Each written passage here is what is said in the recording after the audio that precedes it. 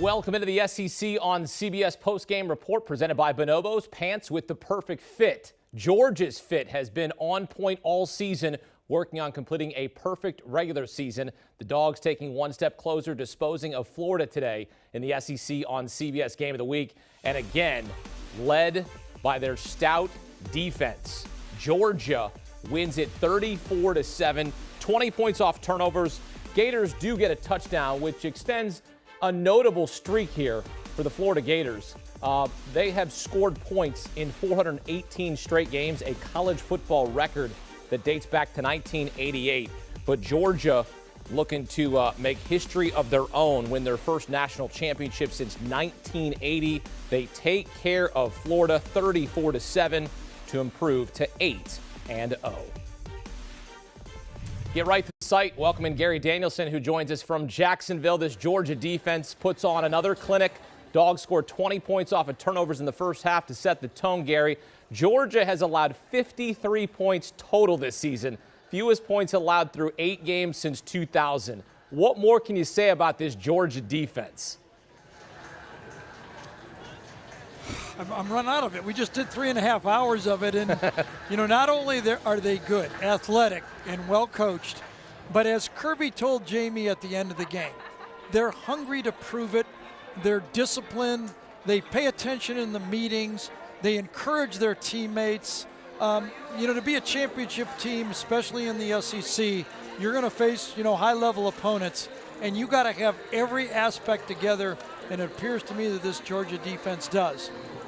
Is the offense good enough? We'll see, but I think looking at the end of their schedule here, the next test will be the SEC championship. You played quarterback at Purdue and then in the NFL for the Lions and Browns. You faced a number of good defenses in your day. If you're an opposing quarterback going against this Georgia defense, what's the mindset? Say a prayer and hope for the best?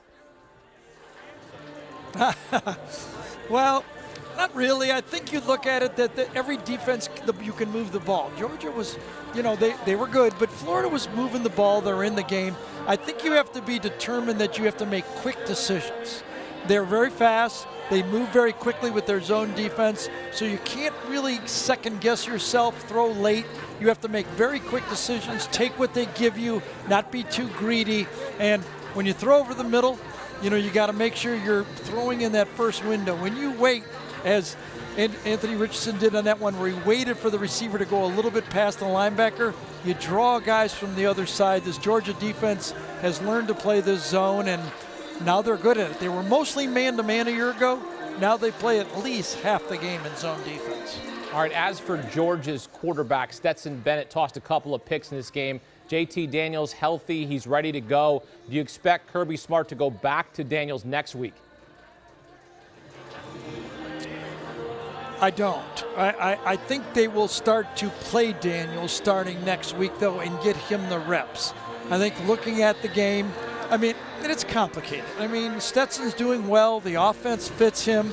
But, he was beaten out by JT Daniels at the beginning of the year. He got to play because of the injury. He's done well. It's a tough call here. As we've been saying throughout the game, Georgia's only going to be judged by one thing this year: winning the SEC championship, getting in the playoffs, and competing right up to the last play for the national championship. No matter what Kirby decides, if they don't win at all, he's going to be second-guessed. I would play and start to get some reps for JT Daniels, but I still would start Stetson Bennett.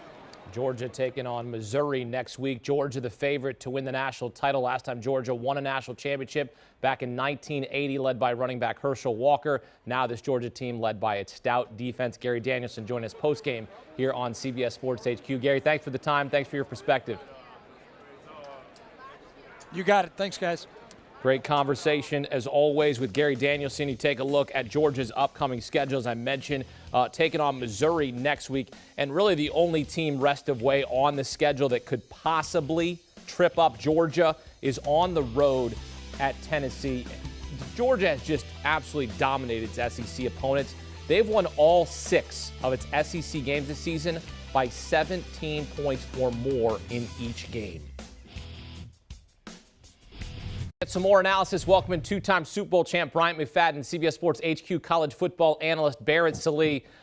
B-Mac, I'll start with you because this defense is just academic for them. I mean, another clinic is what they put out on tape, what they put out on the field. We talked about how this was going to be a mismatch for Florida, and it was. What did you see once again from this Georgia defense? This just consistency on all three levels defensively. These guys are well coached. They understand their assignments. They tackle well and they play hard. So when you factor in the recruiting they've been able to do over the last few years there in Athens, and then being able to get these guys to be dialed in and to buy into the system, and their athleticism just plays a big part, this is what you get. These are the results you get. I mean, defensively, they got so many 4 and 5 stars on their defense. They've been coached extremely well, and these guys are playing with so much confidence. If they're not going to beat themselves. And we saw earlier in the ballgame a few trick plays that Florida tried to capitalize on. Guess what? They did what they were supposed to do. Every guy is doing what they're supposed to do based on their assignments, and they utilize their fundamentals so well. So this has been the storyline for Georgia. And that's why they've been one of the more consistent teams, especially on the defensive side, because their defense, they do what they're supposed to do week in and week out. Yeah, I mean, this is the culmination of Kirby Smart's vision, right? When he got there to be a recruiter. That was job number one because Mark Richt, not to slight Mark Richt, but it had slipped a little bit, and he wasn't taking advantage of the gift that he had being in the state of Georgia. Kirby Smart built and built and built these classes. And look at that defense. You have to go all the way down the list of players who made an impact today to find guys who are still superstars. We didn't even hear Jordan Davis's name all that much. I mean, Christopher Smith wasn't even really a factor. Those guys are stars. And when you get a guy like Adam Armstrong or Anderson, you don't talk about him in a game where your defense dominates, I mean, I don't know what you do. I mean, this is Kirby Smart's vision. This is what he was hired to do. He's done it. And this defense is so good. You can count on this defense going through a spurt, maybe not as effectively as it did against Florida, but going through a segment of the game where it just flips a game sideways almost every single week. It does not fail, and that's because Kirby Smart has kept his vision intact, executed it, and now has a defense that is not only 2 deep, it's really 3 deep at this point. So, Barrett, when you have a team like Georgia, we know how good they are. We got to poke holes. Where are their vulnerabilities? Of course, you could say the quarterback position. What would you say they're most vulnerable at? I don't think it's I mean, Jack Podlesny missed a field goal today. I mean, that's about it. I mean, I can't really. I guess maybe if you're gonna nitpick, it's wide receiver, specific wide receiver. But they use Darnell Washington. They use Brock Bowers as tight ends. And look, I mean, Ladd McConkey's a good player, but I don't think you necessarily want him being a number 1. I don't think they have an issue at quarterback.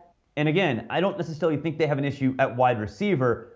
They don't necessarily have a true number 1, which is not necessary, but a lot of teams do have that. Jamar Chase at LSU 2 years ago, obviously Devontae Smith last year. Maybe George Pickens is that guy when he comes back, and he will come back. So it's not quarterback Stetson Bennett. He can win a national championship. JT Daniels, he can win a national championship.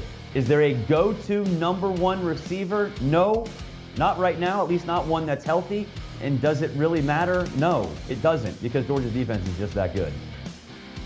I mean, yeah, this is a difficult question because we haven't seen Georgia, face stiff competition since week 1 against Clemson. So I would say if I had to pick, probably quarterback, right? I think, we haven't seen JT in a long, long time, and Stetson didn't have his best game. 2 costly interceptions that didn't hurt them because his defense bailed them out. But if you're playing in the playoffs, you're playing good on good. You're playing against other guys that will probably get drafted as well. And your quarterback will probably need to be more efficient. Now, like I said, I'm trying to twist my arm here, try to find something that could be a weakness. It's very, very difficult, but I probably would say quarterback. So then I guess this is a question that I asked Gary. Are you sticking with Stetson Bennett? He throws a couple of picks. He's making some deep shots. Or are you bringing back JT Daniels? We know he's already ready and available, and he's healthy to play. You bring him back next week against Missouri, Barrett. I play them both. I would start Stetson and just say, hey, guys, look, settle it on the field. And I think both of those guys are team guys. They would be okay with that. But at this point, I think with what Stetson did not have a great game today. I don't think there's any doubt about that. But he does bring some mobility. We saw that over the last couple of weeks. And he does make plays out on the perimeter, which I think is really important for this team because they have so many talented athletes that they find ways to get open. So I think right now, because Stetson has been so effective, I mean, look, the guy is averaging over 12 yards per completion. 12 yards per attempt. That's insane. That is insane numbers. So he accomplishes what you need to accomplish in this offense. So I'd let him roll, but I'd say, hey, look, it's Missouri. They don't play a lick of defense. So, look, Stetson, go out there, do your best. JT, you go out there, do your best after Stetson gets done, and we'll settle it on the field. And, look, if you have two, I firmly believe, look, this can be an effective two-quarterback system. Just because you have two quarterbacks doesn't mean you have zero. They have two. They both are effective. They excel in different ways, and they can succeed in different ways.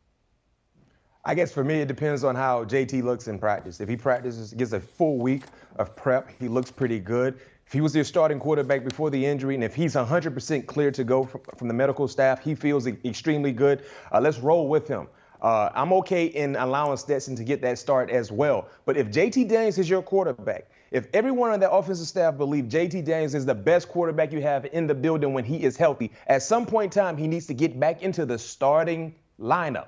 If that's your guy, if you have reservations on if he is your guy, then continue to route with the mailman. But I think many people there inside the building believe that JT is the best quarterback. He actually beat Stetson Bennett out, but because of an injury, it allowed Stetson to take advantage of the opportunities, to get an opportunity. He's done well. So me personally, it's about the week of preparation. You know what I mean? How he's looking mentally and physically to determine who should start. But I am okay. I agree if they both play against Missouri, but at some point in time, if JT is your guy, he needs to get back in the starting lineup.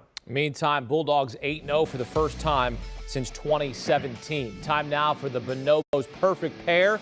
Which two players were a great pair in the Georgia-Florida game? Start with you, B-Mac. Defense.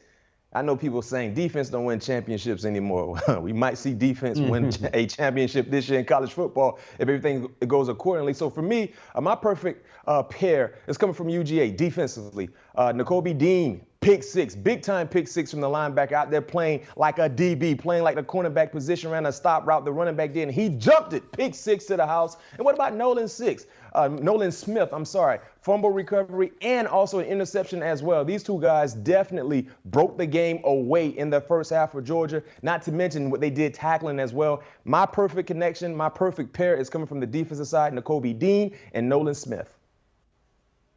All right, my perfect pair, look, we have to pick something in offense, right? So I'm kind of reaching here, but I'm going to go Stetson Bennett to Brock Bowers. We've seen him throughout the course of the season. And look, there was a little time in the second half that Emory Jones kind of sparked some life into Florida. And then, bam, Stetson Bennett hits Brock Bowers down the sideline for a big gain. And then it was all over. So, look, we have to pick some sort of offensive play here. My perfect pair, not just for today, but also throughout the course of the season, is Stetson Bennett to Brock Bowers. They did have a big play today. You won't see it in the box score. You won't see it in the highlights. But it did make a big difference when Florida still had a little bit of inkling of hope in this game. Bonobos perfect pair, our pair, a perfect pair. Brian McFadden, Barrett Salee. Well done, men. Hey, check out B-Mac on his podcast, All Things Covered. Speaking of a perfect pair, B-Mac and Patrick Peterson, former LSU star and Vikings corner. They got Adam Thielen on the pod this week. It's entertaining. It's engaging. Talk to some of the biggest names in both the sports and entertainment worlds. All Things Covered. Download and follow today.